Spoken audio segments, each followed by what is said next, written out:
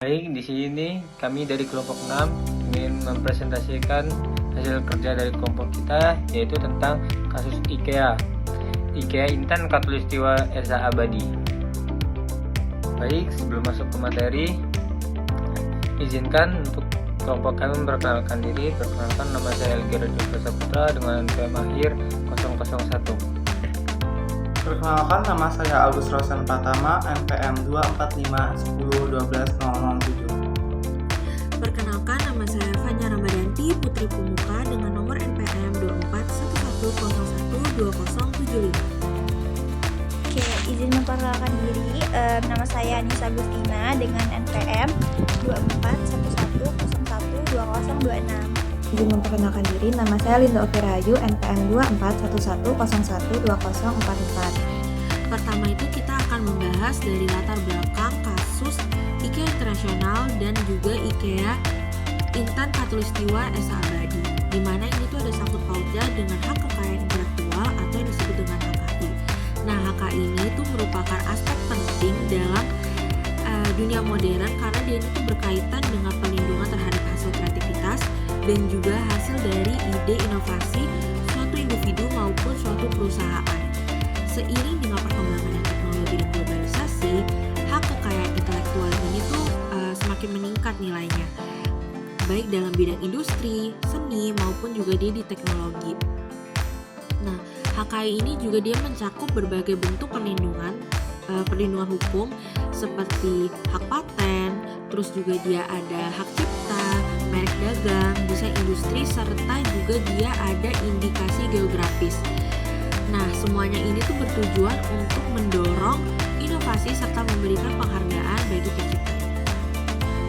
Berikut merupakan 6 rumusan masalah yang akan kita bahas. Yang pertama itu adalah mengapa hak merek IKEA di Indonesia akhirnya dimiliki oleh PT Intan Khatulistiwa Esa Abadi.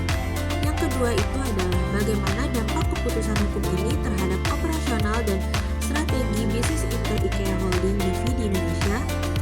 Yang ketiga itu adalah bagaimana tanggapan publik dan pelaku usaha di Indonesia mengenai hak merek IKEA yang dimiliki oleh PT Intan Khatulistiwa Esa Abadi di Indonesia.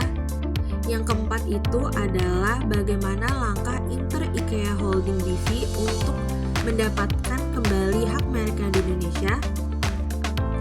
Yang kelima itu adalah bagaimana regulasi hak kekayaan intelektual di Indonesia dalam menangani kasus sengketa merek dagang seperti yang terjadi antara IKEA dan PT Intan Khatulistiwa Esa Abadi.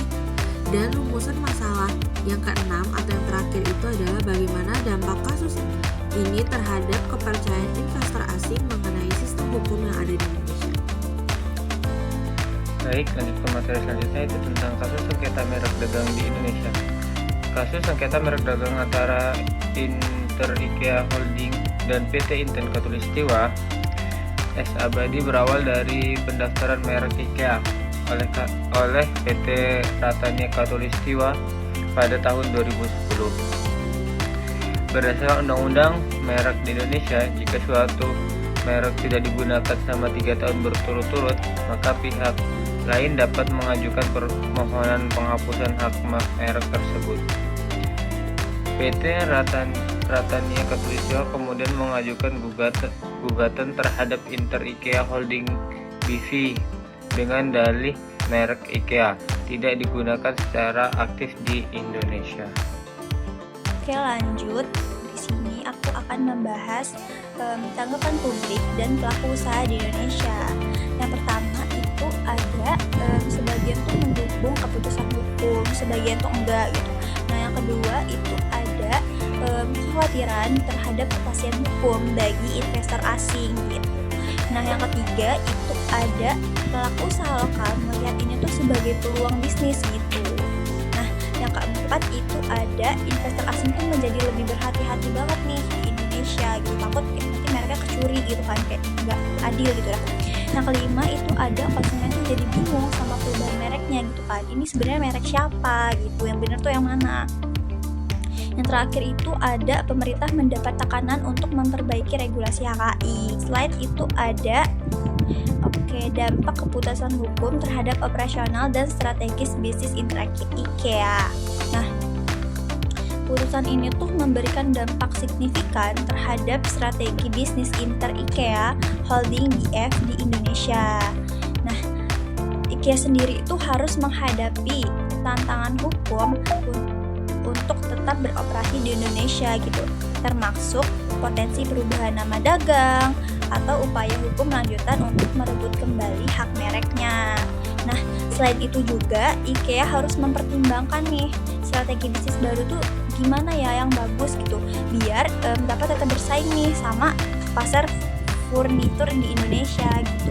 Nah, keputusan ini juga tuh memaksa IKEA untuk lebih memahami regulasi HKI di Indonesia dan menyesuaikan strategi bisnis mereka agar dapat memenuhi ketentuan hukum yang berlaku gitu.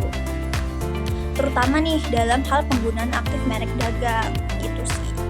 Segitu aja presentasinya. Next. Baik, materi selanjutnya yakni langkah IKEA untuk mendapatkan kembali hak merek di Indonesia.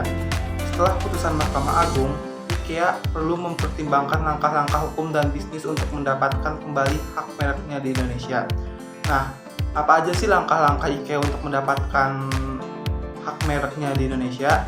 Nah, salah satu langkah yang ditempuh oleh IKEA adalah dengan mengajukan peninjauan kembali PK terhadap putusan Mahkamah Agung.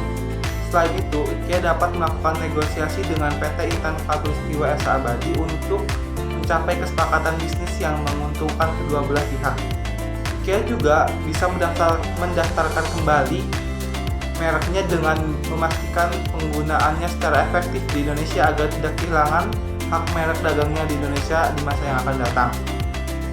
Jika diperlukan, IKEA dapat mengajukan gugatan pembatalan merek IKEA yang dimiliki oleh PT Intan Khatulistiwa S.A. Abadi dengan alasan tentu sesuai dengan peraturan perundang-undangan yang berlaku. Di sini saya akan mempresentasikan slide tentang regulasi HKI di Indonesia dalam menangani sengketa merek dagang. Yang pertama, merek harus digunakan aktif agar tidak dihapus. Berdasarkan Undang-Undang Nomor 20 Tahun 2016 tentang merek dan indikasi geografis, sebuah merek yang terdaftar harus digunakan secara aktif dalam perdagangan barang atau jasa. Jika suatu merek tidak digunakan selama 3 tahun berturut-turut, pihak yang dirugikan dapat mengajukan permohonan penghapusan merek tersebut. Yang kedua, perlu ada regulasi lebih jelas untuk melindungi merek global. Maksudnya, merek global yang memiliki pengaruh atau popularitas internasional harus mendapat perlindungan lebih kuat di Indonesia. Oleh karena itu, perlu ada regulasi yang memperkuat pengakuan merek internasional agar tidak disalahgunakan atau diserobot oleh pihak lain di Indonesia. Yang ketiga, ada prinsip first to file berlaku. Dalam sistem pendaftaran merek di Indonesia, prinsip first to file berlaku, yang berarti hak atas merek diberikan kepada pihak yang pertama kali mendaftarkan merek tersebut, bukan kepada yang pertama kali menggunakannya. Hal ini mengharuskan perusahaan atau individu untuk segera mendaftarkan merek mereka untuk melindungi hak eksklusif mereka. Dampak kasus terhadap kepercayaan investor asing terhadap sistem hukum yang ada di Indonesia. Nah, kasus antara PT Intan Khatulistiwa S.A. Abadi dan IKEA menimbulkan beberapa kekhawatiran di kalangan investor asing. Beberapa investor mungkin merasa ragu untuk berinvestasi karena khawatir akan risiko kehilangan hak atas merek dagang mereka jika tidak digunakan secara efektif. Namun, kasus ini juga memberikan pelajaran penting bagi investor asing untuk lebih memperhatikan regulasi lokal terhadap HKI. Dengan pemahaman yang lebih baik, perusahaan asing dapat menghindari permasalahan hukum serupa dan memastikan perlindungan hukum terhadap aset intelektual mereka. Kesimpulannya, kasus sengketa merek dagang IKEA di Indonesia menjadi contoh penting bagaimana regulasi HKI diterapkan dan dampak pada bisnis internasional. Untuk menjaga kepastian hukum dan merek investor dan menarik investor asing, diperlukan kebijakan yang lebih jelas dalam mengatur pemilikan dan penggunaan merek dagang di Indonesia. Selanjutnya, saya akan mempresentasikan tentang kesimpulan dan saran yang telah kelompok kami buat. Yang pertama itu IKEA kehilangan hak mereknya karena tidak digunakan. Yang kedua, perusahaan asing harus lebih memahami regulasi lokal. Yang ketiga, pemerintah perlu memperjelas kebijakan HKI. Yang keempat, prinsip first to file berlaku di Indonesia. Yang kelima, perusahaan asing harus aktif menggunakan merek. Dan yang terakhir, investor asing perlu strategi mitigasi risiko yang lebih baik. Oke, mungkin cukup sekian presentasi dari kelompok 6. Apabila ada lebih dan kurangnya kami mohon maaf. Kami akhiri. Wassalamualaikum warahmatullahi wabarakatuh.